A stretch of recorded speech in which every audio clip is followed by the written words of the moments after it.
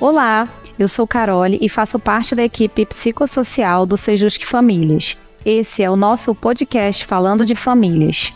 Aqui nós vamos conversar sobre temas relacionados à mudança no contexto familiar, conflitos e transformações. No episódio de hoje, Adrian Michael, graduando de Psicologia e integrante do coletivo Murumuru, e Alana Quinteiro, que faz parte da equipe do podcast, vão falar sobre parentalidade dentro da comunidade LGBTQIAPN+.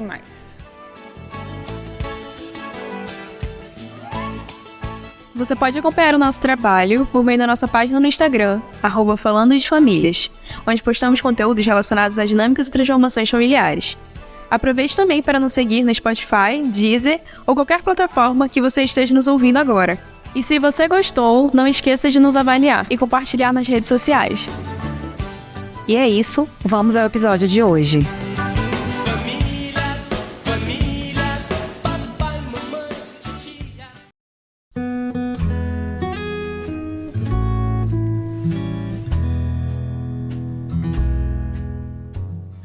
Olá, seja bem-vindo a mais um episódio do podcast Falando de Famílias.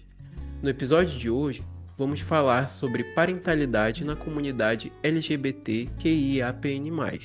Então, se você é pai, mãe ou faz parte da rede de apoio desses jovens que fazem parte da comunidade ou estão se descobrindo enquanto pessoas LGBT+, nós convidamos você a escutar o episódio de hoje para que possa tirar suas dúvidas a respeito da temática e reforçar as práticas positivas. Eu me chamo Leonardo Isaac, faço parte da equipe Sejusc Famílias e hoje conto com a presença de Alana Quinteiro e Adrian Michel para debater sobre esse assunto. Então, como vocês estão? Poderiam falar um pouco sobre vocês para nossos ouvintes? Olá a todos, eu me chamo Adrian, eu espero que todo mundo esteja bem. Eu sou estudante de Psicologia e atualmente faço parte de um coletivo chamado Coletivo Murumuru, que é um grupo que estuda e debate pautas sobre a comunidade LGBT como um todo, desde a saúde, vivências e até a própria parentalidade, o que é um tema muito importante quando se pensa em desenvolvimento de pessoas, desenvolvimento de crianças e adolescentes, e como tem se tornado mais comum atualmente. Que bom tem se tornado comum, mas é muito importante perceber que muitos desses pais veem-se cegos porque existe uma falta de apoio ou uma falta de comentários mesmo. Porque a gente vive numa sociedade que as pessoas costumam pensar em crianças heteronormativas. Então você não pensa que o seu filho vai ser gay, sua filha vai ser lésbica. Você não pensa isso. Mas aí quando isso acontece, como é que você pode melhorar ser como um pai, entende? Acho que esse tema é muito importante. Eu sou a Alana, eu também faço parte da equipe de Sejusc Famílias, junto com o Isaac. A gente também acha muito importante esse tema, por isso a gente quis trazer o coletivo Murumuru para falar um pouco sobre, para que a gente pudesse cada vez mais trazer esse tema que, apesar de ser atual, ainda tem o receio de se falar sobre. Então, a gente achou muito importante trazer e principalmente levar essa representatividade de uma forma assim que encontre e atravesse os pais e as dúvidas que existem a respeito dessa temática. Então, para que a gente possa iniciar esse debate, eu gostaria de saber quais são os impactos da reação familiar no processo de significação e construção de sentidos para esses sujeitos, essas crianças e adolescentes. Eu acredito assim, quando a gente pensa no desenvolvimento de crianças e adolescentes, elas sempre vão ver toda a reação de pais assim como algo de fato muito importante. Então as crianças observam muito os pais, elas prestam muita atenção. Elas têm no centro familiar uma construção de identidade também. Então a partir do momento que um pai ou uma mãe reage de uma forma diferente à sexualidade e à orientação da criança, é um processo de sofrimento para a criança e é para a família também. Porque eu entendo que os pais passam a ter uma expectativa em relação à criança. A gente vive numa sociedade que se molda na cabeça dos pais e das crianças a partir do momento que a pessoa diz que está grávida. Imagina-se que você vai ter um filho heteronormativo. Inclusive, existe uma frustração muito grande quando isso não acontece. É muito perceptível quando a gente vê aqueles vídeos de chá revelação, que um dos pais, quando descobre que o filho não é o que ele queria, ele fica frustrado. Imagine quando a criança percebe essa frustração, ela se frustra e ela acaba criando nela essa angústia também, que acaba criando um conflito nesse vínculo com os pais. E posteriormente, quando chega na adolescência, na adultez da pessoa, ela cria uma distância com os pais que ela nem sabe dizer onde começou, onde termina. E os pais acabam também se sentindo desorientados nesse momento. Então eu acho interessante que os pais, nesse processo da reação, tentem, no máximo possível, permanecerem num estado de acolhimento, assim, ou de pelo menos escuta, não de uma reação muito agressiva ou adversa, aquela saída do armário. Porque tem essa também de que as crianças ou adolescentes saem do armário, os pais entram no armário. Quem passa a ter vergonha dos filhos são os próprios pais. Eu acho interessante de trabalhar nisso com os pais, porque é a partir do processo deles aceitando os filhos que os filhos também podem se aceitar. Na verdade, a família, ela é o centro, independente de como seja a família, qual tipo de família seja, ela vai ser o centro de construção de muita coisa daquele jovem que vai entrar numa adultez daqui a pouco. Então, principalmente a forma que essas reações familiares acontecem vai influenciar principalmente por aquela criança e aquele adolescente estar naquela fase, tentando entender o mundo, tentando se entender, tentando perceber as coisas que estão em volta dele. Então, assim, para que esse processo aconteça de uma forma tranquila e saudável na medida do possível, é muito importante que esse centro de construção, que como a gente está falando é a família, ele acompanhe também e propicie um ambiente acolhedor para que as consequências futuras desse processo sejam positivas. Então, assim, o impacto da reação familiar nesse momento, ele tem muita significância porque é A mais B. Se for alguma reação positiva, vai ter aquela criança, aquele adolescente vai ter um processo de descoberta mais saudável, mais positivo, mais acolhedor, que vão trazer melhores frutos, por exemplo, na adultez dele. E se forem reações negativas, a longo prazo vai ter o que os pais têm medo que aconteça. Então vai ter, assim, muita repressão, eles podem realmente começar a ter hábitos ruins, não por causa do processo de autodescoberta, mas sim por causa da falta de acolhimento. Porque se eles não estão conseguindo ter a referência de apoio, a referência de acolhimento em casa, isso é buscado lá fora. E normalmente quando se é buscado essas coisas lá fora, sem uma rede de apoio sólida, é quando as coisas realmente passam a não dar certo. Então a gente consegue perceber que realmente, como o Adrian falou, a família ela vai ter esse papel muito importante e como é que é importante a família trabalhar em conjunto toda essa sensação de frustração que a gente vai trazer um pouquinho daqui a pouco.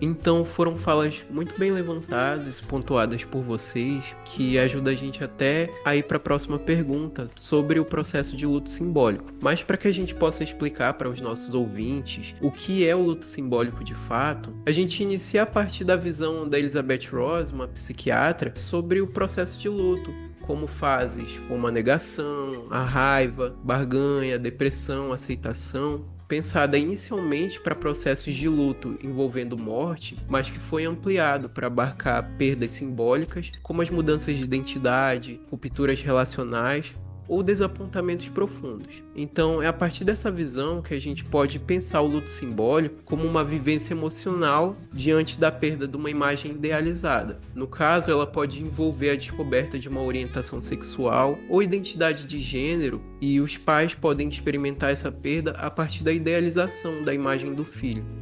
Então, pensando a partir desse processo de luto simbólico, eu pergunto a vocês como é esse processo e como ocorre essa descoberta pelos pais da identidade de gênero de seus filhos ou orientação sexual. Se é possível que esses pais acolham esses jovens sem associar esse momento de descoberta a uma sensação de perda do filho que imaginavam que tinham.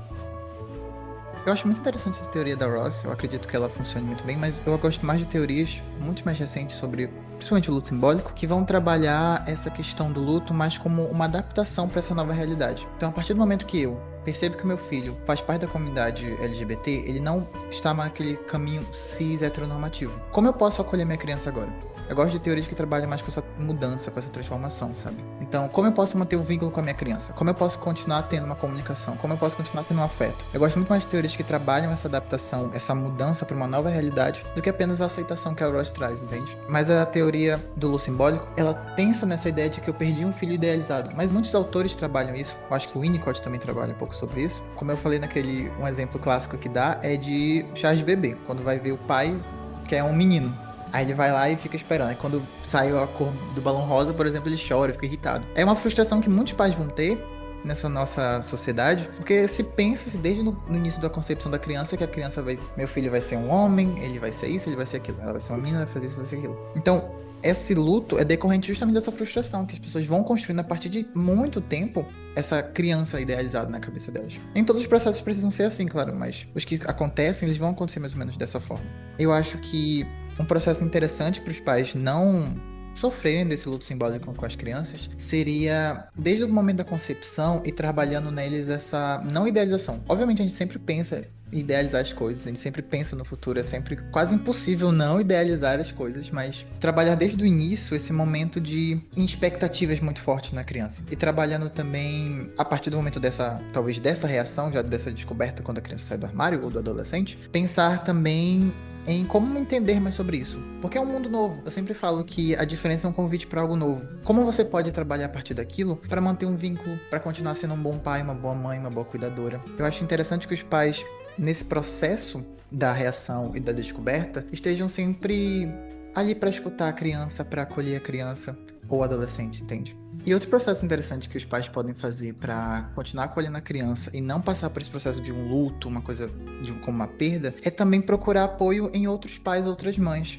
Procurar apoio de pessoas que também estejam passando pela mesma coisa. Eu recentemente tinha visto um livro que é Mãe Fora do Armário, que ele justamente trata sobre as sensações que isso causa. Culpa, a sensação de medo também, porque muitos pais às vezes vão ter essa reação aversiva à orientação à sexualidade da criança, voltados para um medo mesmo, como uma proteção.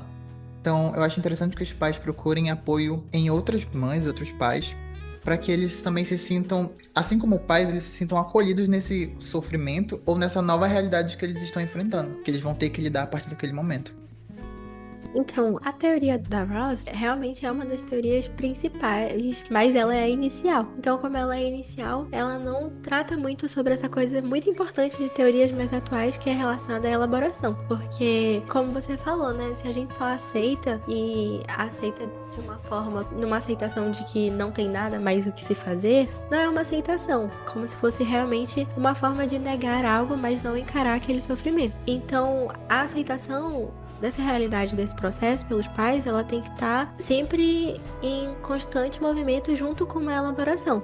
E essa elaboração, ela pode vir através, como tu falou, de um apoio com outros pais, visitar outras realidades também, para se perceber que essa realidade não é só sua, de que tá muito mais presente do que muitos pais acreditam. Então, assim, como a gente tá falando, o luto simbólico, ele, na verdade, não tem esse peso, né, que deveria ter e toda essa questão, porque mesmo que não seja a perda de algo material, é muito mais relacionado à perda de uma expectativa, de uma idealização que se criou. E algumas coisas que eu acho interessante falar sobre esse luto, assim, simbólico, é que as expectativas que os pais colocam nas crianças, nos seus adolescentes que eles cuidam, reflete, na verdade, muito mais sobre as expectativas pessoais deles como pessoa, não sobre uma expectativa consciente mesmo do que eu quero que o meu filho seja. É mais sobre mim, sobre uma projeção que eu tô fazendo na expectativa que eu quero que o outro cumpra. E às vezes, assim, na maioria das vezes, na verdade, essa expectativa, ela não é algo construída nem por si próprio. As expectativas e idealizações que os pais têm em relação aos seus filhos também é algo construído socialmente. Então, até essas expectativas pessoais não são pessoais, porque tudo é social. Então, tudo é construído através das relações. Então, essa quebra que acontece, na verdade, não é uma quebra só sua relacionada ao que você estava idealizando. É uma quebra social também que colocaram para você como pai do que você deveria achar que é certo e do que você deveria achar que é o comum de se ter, por exemplo, em crianças e adolescentes. Pensando um pouco sobre o que ela falou sobre essas expectativas não serem pessoais e serem sociais, pensamento que as pessoas sempre pensam, que quando você pensa a ideia de gênero, você sempre imagina que homem tem que ser dessa forma, as meninas tem que ser dessa forma. Porque a partir desse momento você pensa, o que é ser homem no Brasil hoje em dia? Você pensa, é isso, é isso, é isso. Ok. Aí você pensa, o que é ser homem na França de 1400? É usar maquiagem, batom e meia calça. Eu acredito que se você trazer essa ideia de homem pro agora, você percebe como essa ideia de homem é construída socialmente. Essa ideia de mulher também é construída socialmente. Então, acho que a partir do momento que os pais começam a ter contato e começam a se entender mais sobre teorias como a de Simone de Beauvoir, por exemplo, eles vão acabar percebendo como essas expectativas que eles estão colocando nos filhos nem são deles mesmo. São expectativas de um sistema maior que visa dominar os corpos, assim. Pois é, então assim, a gente fica até às vezes numa crise existencial do que tipo, é realmente nosso e o que é algo construído socialmente. Então isso não ia ser diferente pro que os pensamentos dos pais também têm e todas as expectativas que eles criam. E assim, é angustiante, é desconfortável você ficar pensando sobre o que é seu e uma construção social. Mas é porque não tem como escapar disso, na verdade. Tudo vai ser uma construção social. E, na verdade, isso não é ruim pensar nisso, porque é a partir da gente pensando e conversando sobre isso que a gente consegue ser mais autoconsciente disso tudo, mesmo que seja desconfortável entrar em confronto com o que a gente achava que era certo. Então, assim, como a gente comentou, é sim possível passar por esse processo lidando com essa perda, muito entre aspas, porque, como a gente tá falando, a aceitação tem que estar em contato com a elaboração. Então é possível fazer tudo isso tendo uma desconstrução, como a gente está falando aqui, um contato com a diversidade, com outros pais, com outras famílias, visitar outras comunidades, ler outras coisas, ter principalmente uma abertura emocional, lembrando de que você é a referência afetiva da sua criança e adolescente e procurando, por exemplo, algumas redes de apoio até mesmo para você ser amparado nesse processo.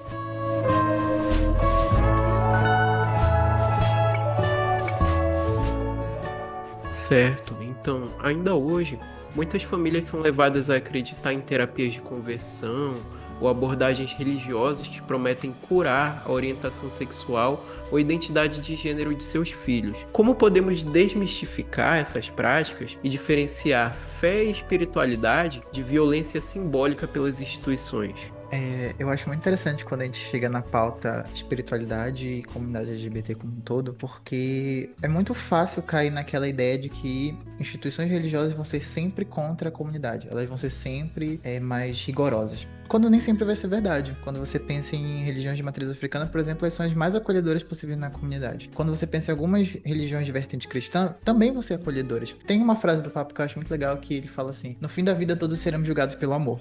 Que ele tira isso de um versículo bíblico que justamente menciona sobre a espiritualidade pode ser um local de acolhimento, de apoio e não de um julgamento. Não é a ideia de julgar, não é a ideia de punir as pessoas por um pecado. Porque se a gente for procurar a ideia de o que é pecado, a gente vai ter que falar pecado pra quem, pecado pra onde, pensando nessa ideia de, como ela falou, que é um construto social, esse pecado é pecado pra quem, entende? Então acho interessante a gente, começando essa desmistificação, é entender que as instituições, elas representam ferramentas de dominação de um sistema, mas elas por si só, membros dessa comunidade religiosas não necessariamente vão transmitir essa ideia, mas é claro que muitas religiões vão ter essa ideia mais rigorosa em relação à comunidade, mas é importante que os pais procurem, como um todo, locais que sejam acolhedores para suas crianças e seus adolescentes, porque é importante essa espiritualidade, é importante ter esse contato com uma rede de apoio.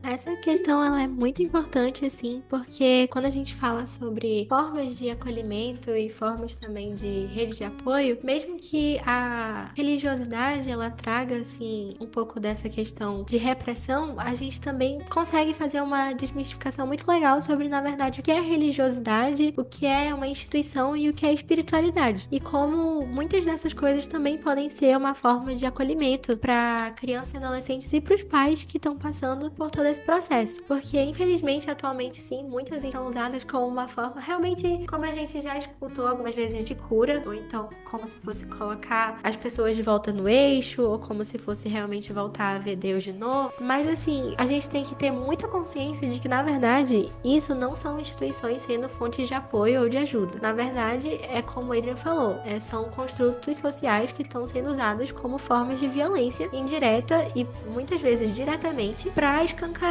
problemas sociais, para escancarar preconceitos e discriminação de uma forma velada, como se fosse algo de ajuda ou então de apoio. E mais triste ainda, usando ensinamentos que na verdade na sua base não gostariam de ser assim. Então, por exemplo, se a gente pega a base real de uma espiritualidade ou então de uma religiosidade, ela busca o afeto, busca o acolhimento, a compreensão, a união. Então a gente vê que além de propagar preconceitos, ainda acontece uma distorção muito grande do que realmente seria uma religiosidade acolhedora.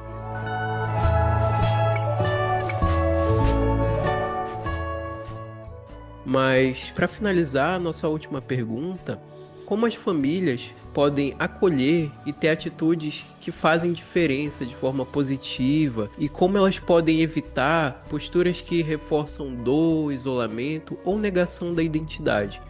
Como as famílias elas podem garantir também esse acolhimento para essas crianças e adolescentes?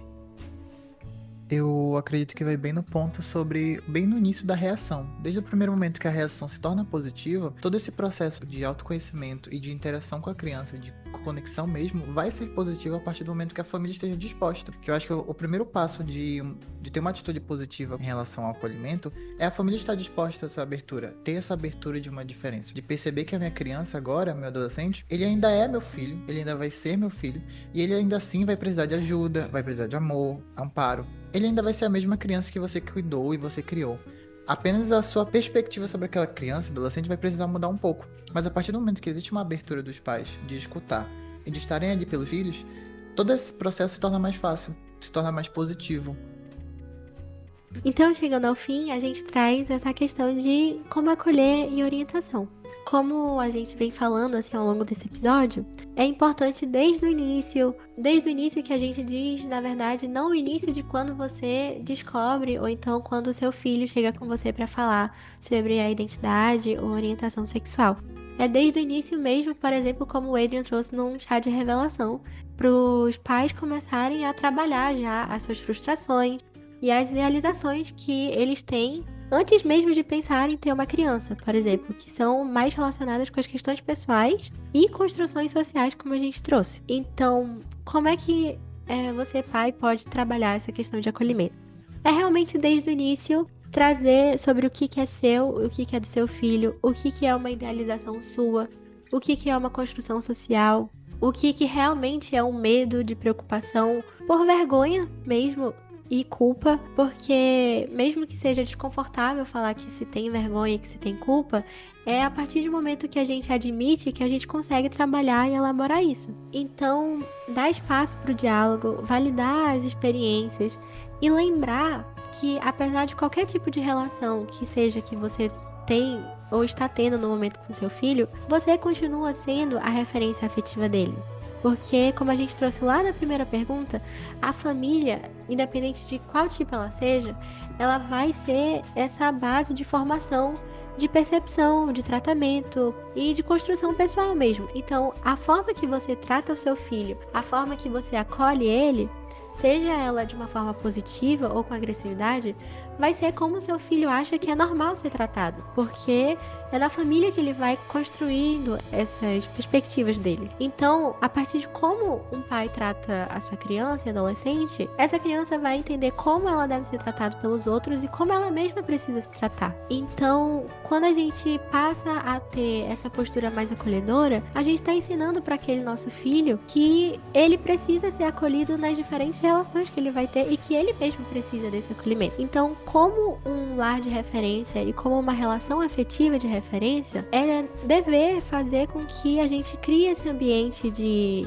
acolhimento, porque nós somos a referência daquela criança e adolescente. Então, procurar se informar, se desconstruir e aprender com as diferentes realidades e com outros pais que também estão passando por esse processo. E, principalmente, ter a consciência de que, mesmo sendo pai, não se sabe de tudo. Porque muitas vezes, desde criança, a gente escuta que nossos pais, que as nossas mães são os tops e que eles sabem de tudo que tá acontecendo. Mas, na verdade, é até muito pesado pra você, pai, carregar esse título e essa consciência de que você sabe de tudo. Então, se permita também não saber de tudo e estar aberto pra construir novas perspectivas e, principalmente, valorizar aquilo que é o mais importante. O afeto e a relação com seu filho, que, nesse momento, enxerga você como essa relação de referência. Com isso, nós vamos encerrando esse episódio. Fico grato pela presença da Alana e do Adrian, pela disponibilidade e contribuição a respeito da temática. Agradeço também ao Sejusc Famílias pela oportunidade em trabalhar esse tema. E estendo meus agradecimentos ao Thaís Pantoja, assistente social e mestre em Sociedade e Cultura pela UFAM, e a professora doutora Lidiane Cavalcante, membro do Departamento de Serviço Social e coordenadora do Grupo de Estudos Banzeiro, da UFAM, pela contribuição teórica que norteou os estudos para esse episódio. Por fim, agradeço a você, ouvinte, por ter nos escutado e acompanhado até aqui. Fico muito grato pelo convite, eu gostaria de agradecer a todo mundo aqui da equipe, porque são os queridos, e eu adorei o tema. É muito importante a gente tentar trazer para a comunidade como um todo, trazer as pautas da comunidade como um todo para a sociedade, porque a partir do momento que a gente começa a debater e discutir sobre esses assuntos, a gente vai criando reflexões e a partir disso a gente vai criar uma nova realidade, tanto pra gente, para nossas crianças, para famílias, para uma nova realidade que tá surgindo. Mas eu agradeço muito o convite, eu fico muito grato e espero voltar outras vezes. A gente espera que você volte também. E a gente ficou muito feliz também de debater esse tema, de conversar. Conversar sempre é bom e o diálogo sempre é o início para muita coisa. Então, foi uma forma de acolhimento mútuo e de conversa em todo mundo. A gente fica muito feliz também com a participação do coletivo, do Murumuru, que você veio hoje falar um pouco sobre também. E é isso, ficamos felizes com a participação. Então, se você se identificou com esse episódio, te fez pensar, compartilhe para que essa conversa possa repercutir em outros espaços. Siga o Falando de Famílias no seu aplicativo de música e podcast favorito para acompanhar os nossos próximos episódios e nos siga também nas demais redes sociais, Instagram e TikTok, pelo @Falando de Famílias. Nós vamos ficando por aqui, um grande abraço e até a próxima.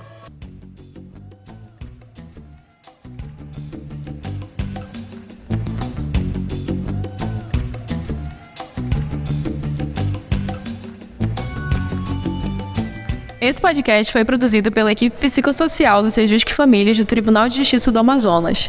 Para acompanhar o nosso trabalho, acesse o nosso Instagram e TikTok, @Falando de Famílias. Até o próximo episódio!